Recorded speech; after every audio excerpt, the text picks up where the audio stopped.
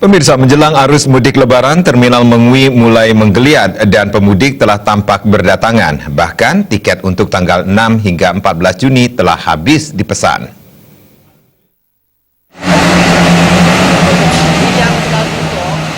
Dari pantauan tim liputan, aktivitas penumpang di Terminal Mengwi mulai menunjukkan peningkatan meski tidak begitu signifikan. Pada H-10, tampak penumpang sudah mulai ramai untuk mudik ke kampung halaman mereka yang sebagian besar terletak di Pulau Jawa. Para penumpang mengaku berangkat H-10 untuk menghindari kemacetan, antrian di Pelabuhan Gilibanduk dan harga tiket yang masih normal. Terkait pemesanan tiket jelang arus mudik, petugas tiket dari salah satu perusahaan bus Niwayan Sutami mengatakan, pemesanan tiket bus sudah dilakukan calon penumpang jauh-jauh hari, dan tiket sudah habis dipesan khusus untuk tanggal 6 hingga 14 Juni 2018. Jurusan yang ramai pemudik didominasi oleh pemudik asal Bandung.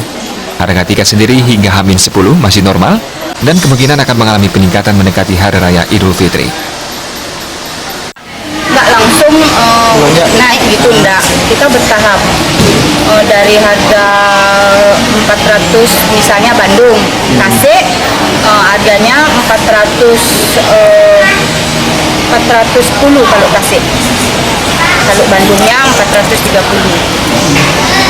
Biasanya berapa itu, Bu, kalau hari-hari biasa, Bu? Hari-hari biasa, Pak. Kalau sekarang ada mulai 480, terus tanggal sekian gitu. Sampai harganya 680 yang puncaknya. Untuk kenyamanan para penumpang, pengelola Terminal Mengwi menyiapkan posko terpadu angkutan lebaran bagi penumpang. Posko bersama ini melibatkan 11 instansi terkait. Riasa dan Minata, Bali TV.